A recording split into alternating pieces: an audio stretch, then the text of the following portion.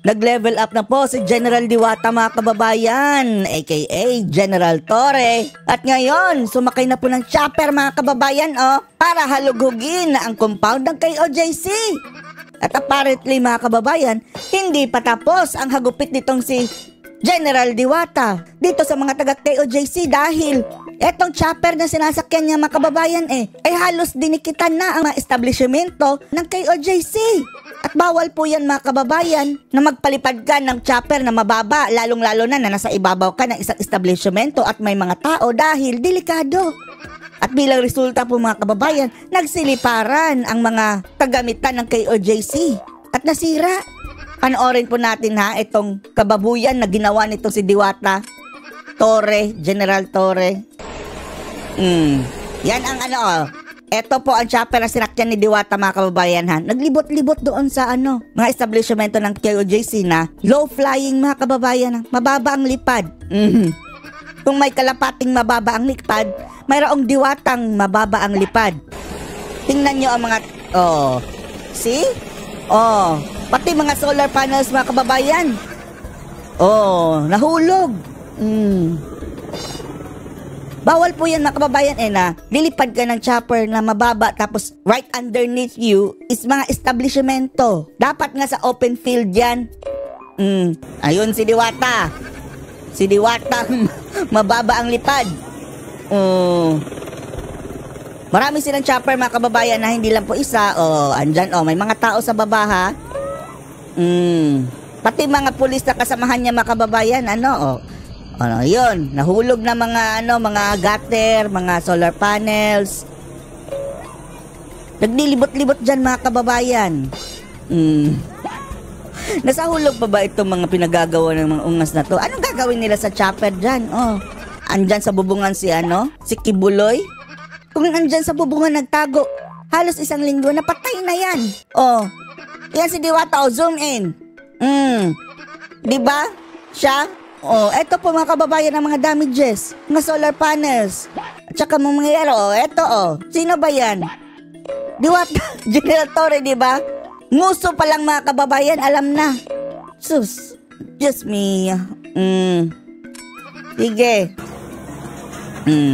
Ayun, natangay ang mga solar panels mga kababayan.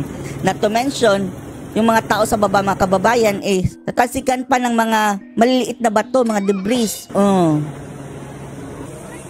Tapos, hindi pa sila nakontento mga kababayan May report pa mga kababayan na tinawagan ang abogado mga kababayan ng isang kasamahan nitong sina Diwata. Mag-cooperate na lang kayo kung ayaw yung i-explode namin itong inyong KOJC ground.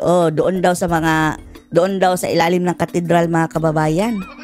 At ipaparinig po mismo ng abogado mga kababayan ng KOJC. Itong conversation ng pulis mga kababayan at doon sa babaeng abogado na tinawagan nila. At tinreten po mga kababayan na pasasabugin kung hindi mag-cooperate. Anong i-cooperate nila? Wala na nga silang control dyan sa lugar, diba? Sila na may control. Ay naku, para na ngang martial mga kababayan dahil aside sa yung pulis na pinadala dyan dinagdagan pa mga kababayan. After palabas ng court order, tapos mayroon pa mga supplementary na mga military. Sige po ang nagkonfirma. Sasabihin mo sa akin, ikaw na pulis, kung sino ka man na nagbibigay ng information dun sa babae namin na lawyer, at sasabihin mo yung masjid ninyo ay bubumbahin. Ewan ko lang kung anong mangyayari. Maski threat yung pa lang katedral, yan. simbahan nila, bubumbahin daw. Yan. Ewan ko anong magagawa. Ng mga pulis to serve and protect mga kababayan. Pasasabugin nila ang ilalim dahil andun daw si Kibuloy. To think mga kababayan na kahit may wanted dyan si Kibuloy, kung pasasabugin mo, para mo na nang pinatay. Kung may kasama, in case lang, kahit pa wala si Kibuloy doon, tapos ang nandoon ay mga hayop, mga palaka na kapamilya ni Torre, ni Diwata, General Diwata, kumitil ka pa rin ng buhay. In addition pa yan na dinisecrate mo ang isang simbahan. Ng mga brother Muslims namin kung tatakutin mo yung mga Muslim ng ganyan. Eto si Attorney Torian mga kababayan ay isang Muslim po yan. Siyempre, nagpanik yung aking associate, yung aking kasama dito. Parinig mo nga and then I will continue. Pwede ba marinig nila? Ang ebidensya. Naka-record po lahat, di ba?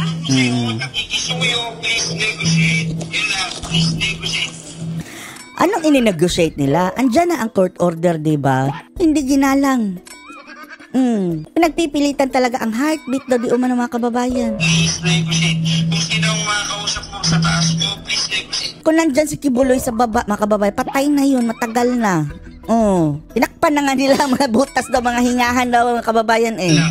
Please lang. Paniwala ka sa akin. Gusto mo ng information, di ba binigay ko? They will use explosives kung hindi kayo mag-negotiate. We will use explosives kung hindi kayo magne-negotiate. Grabe, no? To serve and protect.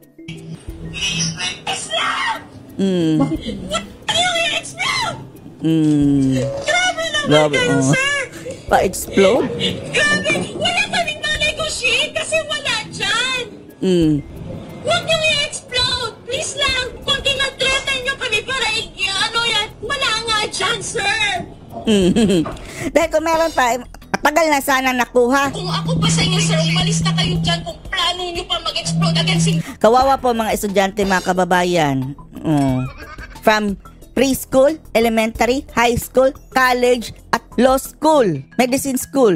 Libo-libong mga estudyante ang hindi nakapasok ng paaralan dahil andyan ang mga bata ni Bibingag, BBM, Torre, at Marbil. At yun nga, sumakay pa ng chopper na mababa ang lipad. Nasira ang structure doon sa taas ng paaralan. Mananagot, hindi ba kayo managot dito sa batas ng lupa? Mananagot kayo sa batas ng Diyos. You can see, no? Talaga, oo. Bilog ang mundo mga kababayan. Karma is a bee. This police officer who called Attorney K. Lorente informed her practically was trying to convince her to negotiate. No? This is, to my mind, I may be wrong, this is a desperate attempt on the part of whoever requested or commanded him to call Attorney K. Lorente. Kung ako dito sa mga bangag mga kababayan na nanggigipit ngayon sa KOJC, para wala talagang lusot itong mga abogado ni Kibuloy, i-action na nila yung petition nila for motion for reconsideration. Madali lang naman yan eh. Dapat batas ha. At talagang kung walang basehan ng kanilang motion for reconsideration, basura agad. Basura. Dahil kung sa Court of Appeal mga kababayan, basura, at then ewan na natin kung sa Supreme Court aakyat pa yan at mababasura, then dyan mga kababayan, mayroon ng karapatan ang pulis na talagang all out na pagtugis. Maglabas na sila ng search warrant, warrant of arrest, at warrant to destroy properties. Nung mayroon silang duda na nandyan sa baba talaga, kumuha sila ng mga order galing sa korte. Hindi yung warrant of arrest lang. Wala nang search warrant, diba? No? That is why when I learned about this, I immediately texted and called General Torre for confirmation. I texted him and waited for a reply. Since there was no reply, kasi kailangan natin ng confirmation. Walang reply, pinost ko po sa Facebook. Pag-post ko ng Facebook, wala pang 5 or 10 minutes, nagpalabas sila ng, what you call this, ng state na press con na may babae po na police officer nagsabi na huwag kayong maniwala sa lies daw, false news na binibigay po ng KOJC. May ebidensya nga eh. Sampal natin ito sa mga tauhan ni Torre mga kababayan. Huwag na natin idamay lahat ng pulis ha. Si Torre lang naman talaga, si Marbil at si Bibingag mga kababayan ang nasa likod nito. I hope you understand that the triggering factor why Attorney K. Lorente abogado po yun ha, ang tinawagan ng pulis mga kababayan. Reported it to me was because of this request for negotiation.